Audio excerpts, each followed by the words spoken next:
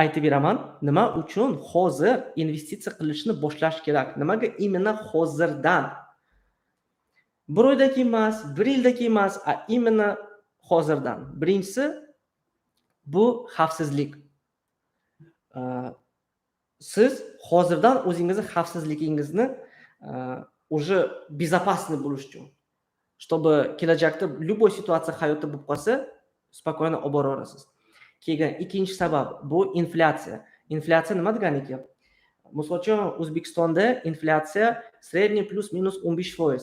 15% deganiki har yil sizni pulni qadri 15% ga kamayadi. Bu deganiki O'zbekistonda среднем 15% ga narxlar oshadi. Har xil davlatlarda har xil. Qaysidir davlatlarda, misol uchun rivojlangan boy davlatlarda ularda inflyatsiyalari 3%, 4%, mana shunaqa 5%. Bizga taraflarda, O'rta Osiyoda bizada inflyatsiyalar ko'p, katta inflyatsiya. 7%, 8%, 10%, 15%. Shu uchun mana aytaylikki, sizda qanaqadir pul bor. Aytaylikki, agar so'mda, o'zbek so'mda aytsam, misol uchun sizda aytaylikki 100 million so'm bor.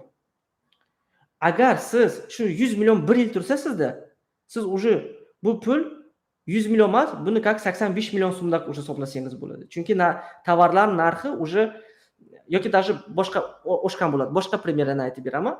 Misol uchun sizda mana qanaqadir narsa aytaylikki, mana bu flashkacha 100 ming so'm turadi, например. Xuddi mana shu flashka yanagi yil уже 115 ming so'm turadi. Tushunyapsizmi? То есть 15% inflyatsiya oshib boradi. Shu uchun agar siz pulingiz prosta tursa, to siz pulingiz qadri kamayib ketaveradi. Shuning uchun pulingiz ishlab turish kerak постоянно. Qaqadir sarmoya qilib turish kerak pulingizni. Приложение o'zbek tilidami? O'zbek tilidan ham приложение bor, ha. Sabab 3, epidemiya. Mana misol uchun bir alinchi yil oldi eslasangiz epidemiya bo'ldi, koronavirus bo'ldi. Kimda живой ish bo'lgan bo'lsa, ashli rassa minusga kirdi. Hammalar emas, но ko'plar qiynaldi. Kim internetda ishlagan bo'lsa yoki kim investitsiya qilgan bo'lsa, sarmoya ashli ko'p pul ishlab oldi. Nimaga? Chunki agar kelajakda yana bir epidemiya bo'lsa, sizga farqi yo'q. Siz uyda o'tirib ham pul ishlaysiz. Ashunisi bu. Yana sabab 4 bu pensiya. Odamlar o'zini pensiyasiga ham уже mana o'zingiz bilasiz. Bizda davlatlar agar mana Amerika, Germaniya nimalarda pensiya zo'r, gap yo'q. Malades. Lekin bizda taraflarda O'rta Osiyoda pensiya o'zingiz bilasiz, yashab bo'lmaydi unaqa pensiyalarga.